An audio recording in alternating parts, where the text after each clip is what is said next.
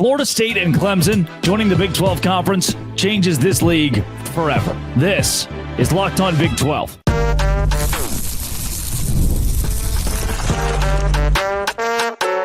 You are Locked On Big 12, your daily podcast on the Big 12 Conference. Part of the Locked On Podcast Network, your team every day. Happy Friday, everybody. Welcome to Locked On Big 12. I'm Drake Toll from America's #1 Big 12 podcast, Locked On Big 12. Thank you for making this show your first listen every single day. Hit subscribe or follow, and I get to keep my job. On today's show, how did Clemson and Florida State fall all the way to this conference? I've got a lot of passionate thoughts to open today about whether or not these two teams will actually come here and why it is a real possibility. In the middle segment, is the Big 12 ready to compete with the SEC and the Big 10? It for sure is with these two additions. And on the back end of the show, it is how Big 12 Media Days set this entire thing up. Clemson and Florida State coming to the Big 12 Conference was a thing that 2 months ago would have been the big major clickbait deal that nobody thought was actually real. And then from Jason Shear to a Greg Swaim, if you subscribe to that, or a CW Lambert, or an MHVER 82 or 16. Can I say something off the top of the show here? So I brought guests on since this news broke to bring in new opinions, different opinions, educated opinions on what this looks like from the ACC standpoint to Clemson to Florida State to the Big Ten to everybody. Here's what I subscribe to. I don't subscribe to Greg Swaim on Twitter. I don't subscribe to the Monty Show. I don't subscribe to 365 Sports. I don't subscribe to any of these things. I am a supporter of everybody else in the Big 12 realm of media. I am a supporter of these miniature, smaller, bigger, like from a Dellinger down to a Swaim to an MHV. These people, I am a supporter of these expansion people who are giving you information and breaking news, because I think all of them are doing a job. They are doing their job. They are trying to support their families. They're putting food on their table, and I don't mind that. But the number one thing I do subscribe to, if I don't subscribe to that, I do subscribe to, above all else, common sense. In these conversations, the number one thing that I think you can do when you try to deduce, do I believe that person or that person? Those two people are mad at each other, and that person's calling that person out for the second time, and oh no, he just subtweeted him. If it's that still subtweeting still a thing, the number one thing you can do before you listen to this show or that show or another show that disagrees with each other is subscribe to common sense.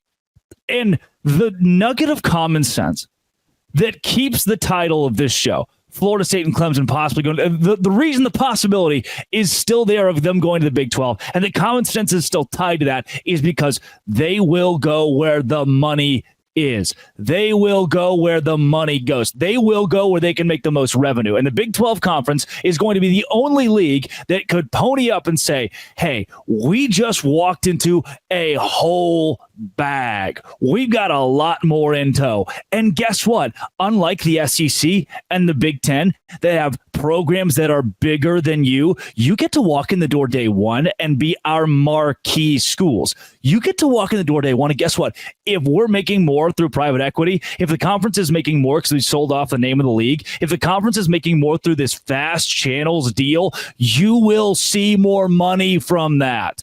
That's what Florida State and Clemson want to hear. They don't want to hear, hey, we're going to lock you into a 10-year contract, $50 million a year. I don't think the Big 12 needs to give them that.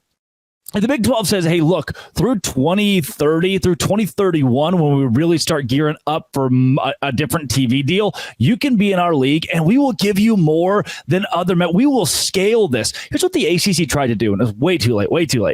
What the ACC did is they began to give out different payments to programs based on their athletic success, their football success specifically. And sure, that's a good idea. Now, if you win, you make more money. Well, the Big 12 can say, hey, in contract negotiations long-term for TV deals, especially if these two schools were to come to the conference and stay for the following TV deal with ESPN and Fox, for that, you are the reason we're going to make exponentially more money. Florida State and Clemson are the two schools that are the reason the Big 12 will make more money if they are here long-term. So why not give them more money? That's okay. The Big Ten can't. The Big Ten can't say, yeah, Florida State will bring you in and we'll give you more than Michigan. The SEC would never do that.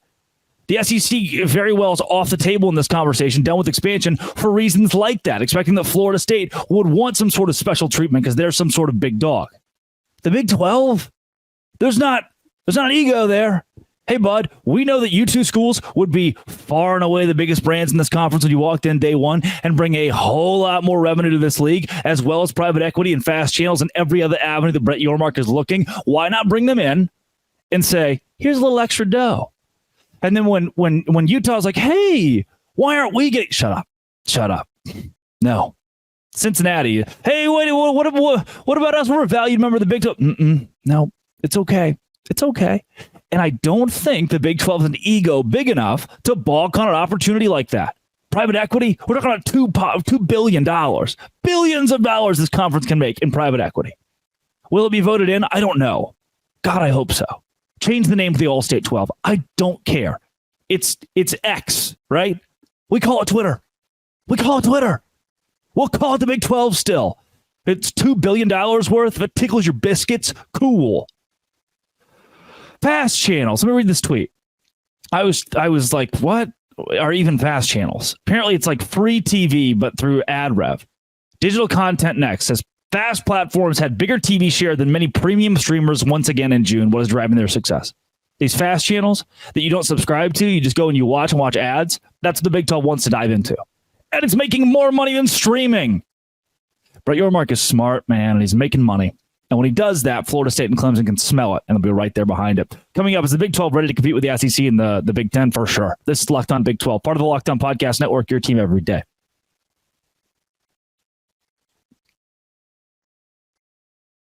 Today's show is brought to you by Game Time. Look, I'm going to see Tyler Childers live in Idaho or Montana. I haven't decided it, but I have bought tickets to go out to the western part of the United States over there where those two states are. And I have bought the trip, just not the tickets to the concert. You're like, oh, well, why wouldn't you do that? Because Game Time has last minute deals. Save up to 60% off buying last minute for sports, concert, comedy, theater, and more. Save even more with exclusive in-app deals on select seats ahead of the game or the event. Save more with zone deals. All-in pricing. Toggle the feature to get the all-in price with no fees at the end. The lowest price guaranteed or Game Time will credit you 110% of the difference. Game Time ticket coverage. Your purchase is covered with the most flexible customer service policy in the ticketing industry. Take the guesswork out of buying tickets with Game Time. Download the Game Time app, create an account, and use code LOCKEDONCollege for $20 off your first purchase. Terms apply. Again, create an account, redeem code LOCKEDONCollege for $20 off. Download Game Time today. Last minute tickets, they're the lowest prices, and brother, that is guaranteed.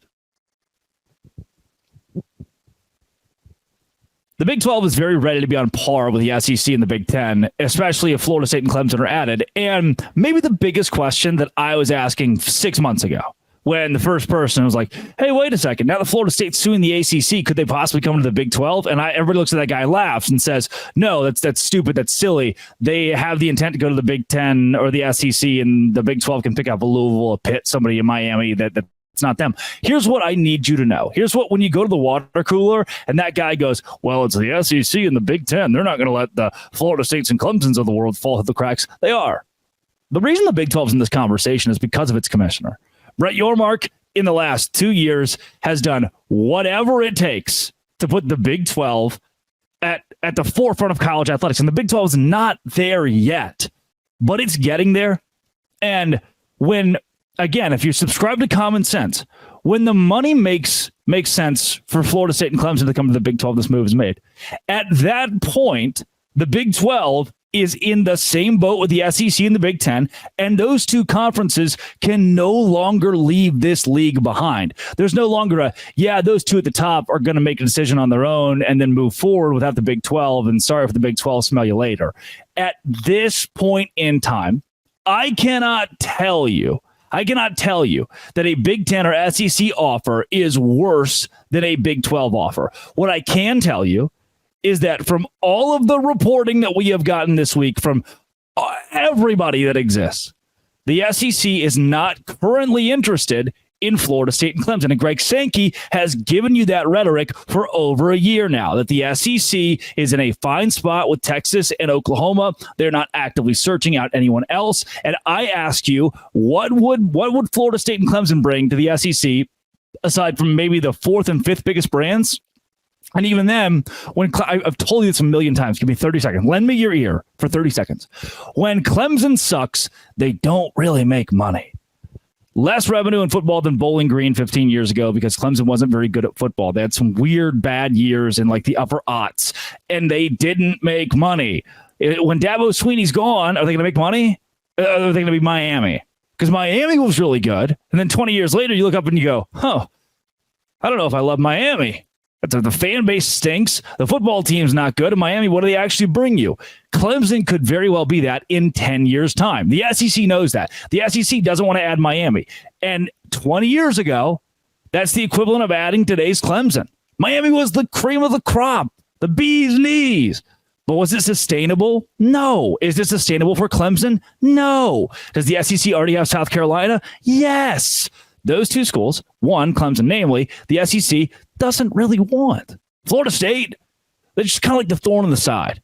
You can't walk in our conference. It's like if I'm Greg Sankey and I'm hearing what Florida State's coming with, it's like you can't walk into our league thinking that you got to be the big dog. You just sued your conference. You got to exit. You can walk to the SEC. You can start making changes, making moves, being the big dog, being a character that everybody respects. No. Even Texas was more humble than you would expect going to the SEC. Even they were kind of like chest pumped out. I don't know what's going on over there in Austin, but they were oddly normal. Florida State won't do that. They're not showing that. In the case of Utah to the this reminds me a lot of Utah to the Big 12. The difference was Utah was desperate. Utah didn't have a landing spot in the Big 10. Utah certainly didn't have one in the SEC, and they didn't want to go to the ACC, understanding the turmoil that was coming. So they were stuck with the Big 12. They were cocky, yeah, but they couldn't be too cocky that they ruined their chance getting to the conference because they had nowhere else to go. Florida State, they believe that they can be cocky and be the big dog and go to the SEC. And the SEC is not going to take that. The Big 10. There's this AAU accreditation thing. You've got to be a nerd school. You got to be a smart school, or we're not going to let you in here. We're not going to let you in. I told you I was wrong. I was wrong. I've been wrong on this show a couple times. I said, and this kind of goes back to the, common sense follows the money. I said that money's going to trump all in this conversation, and that Florida State and Clemson could easily walk into the Big 10 with or without AAU accreditation. The Big 10 doesn't care that much about academics as long as they're making money. Now, egg on my face, sounds like they're actually going to stick this whole we want the nerd schools and only the nerd schools thing. I try not to quote the Twitter expansion people. I try not to. But this one from Greg Swaim seems to be something that is gaining traction, something that more people are talking about. Says Florida State getting a horrible national reputation, as is well documented, but perhaps the Big 12 just losing two of the most entitled fan bases in college football and adding another in Utah. Does Yormark actually want to add SMU? Or actually want to add Florida State? So it's like we're flipping it back around and going, well, maybe we don't want to add Florida State either because they're mean. One fan base, one program, one school that wants to be the top dog. Another school that it's just going to be irrelevant in 15 years that they're losing. And one conference that needs you to be a nerd school and another conference that says, we have brands that are better than that. Texas is bigger than Florida State. They just added them. Oklahoma and Florida State are kind of on par with each other here, especially when you take into account that Florida is already in the conference. They've already gotten major representation from that state. So with that, both those conferences they're content. The Big 12 adds those two brands, gets 18 teams, has a Utah, has a Kansas State, who year in and year out could be a Clemson. I look at the Big 10 and I say, who? I mean, the past 10 years, they've only had three teams.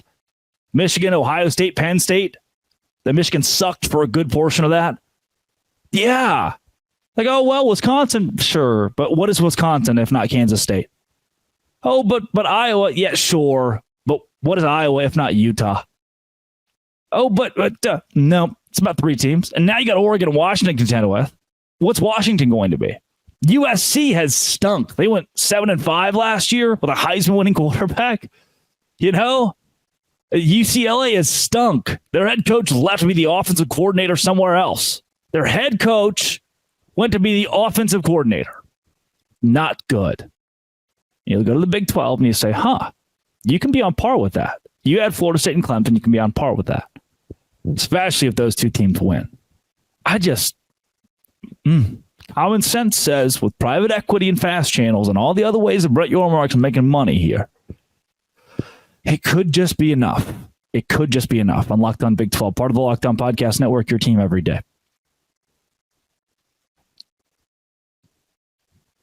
Today's show is brought to you by eBay Motors. eBay Motors keeps your ride or die alive. I am not in my car. I don't have my Nissan Maxima with me this week because I rode the bus with the party animals to North Carolina.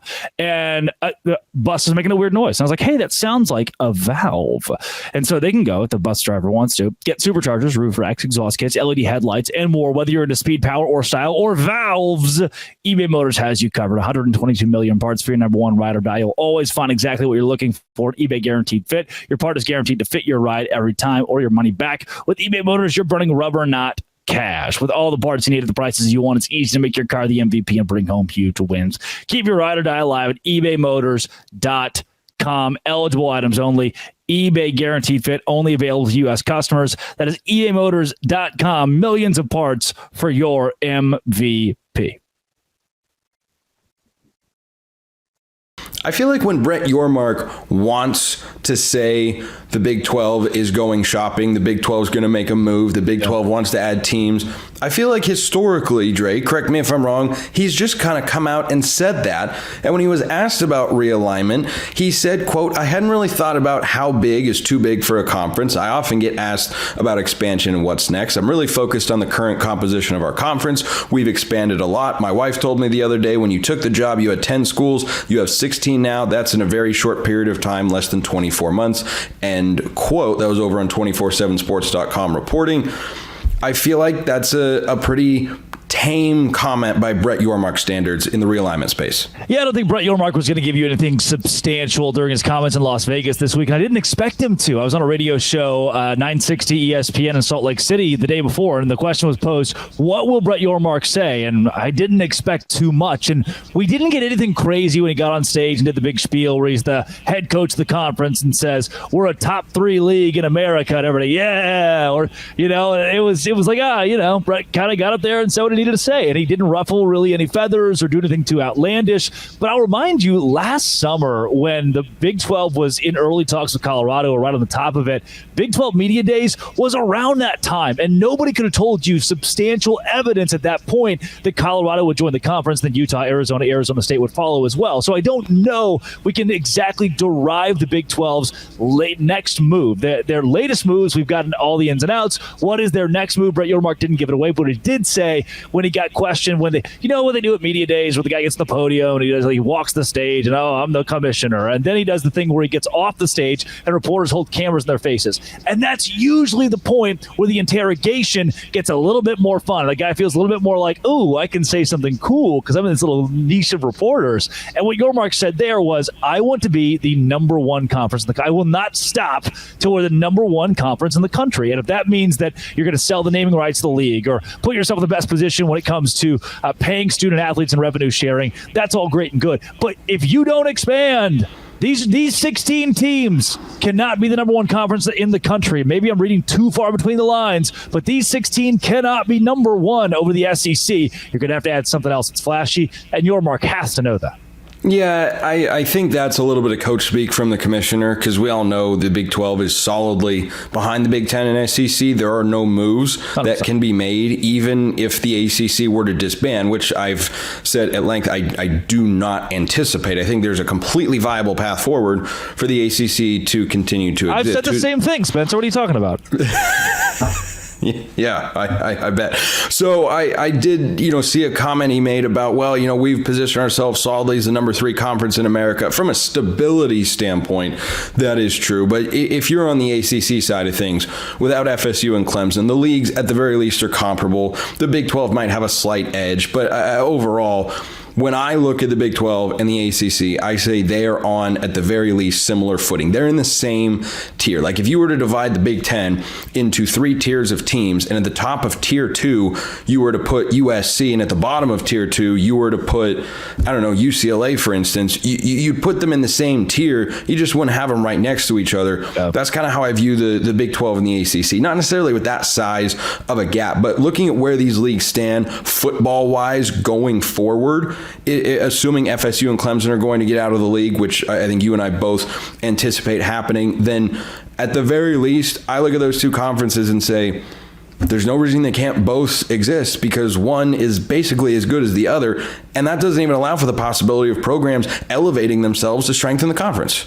Yeah, your Mark is in a position right now where, you're right, coach speak standpoint. He is here at Big 12 Media Days to do what? Beef up the Big 12. One of the statements that I thought was so interesting from him was saying that he felt as though the league, and this is per Brett McMurphy, had underperformed last year, but now says there's a lot of parity, a lot of star power, a very deep conference.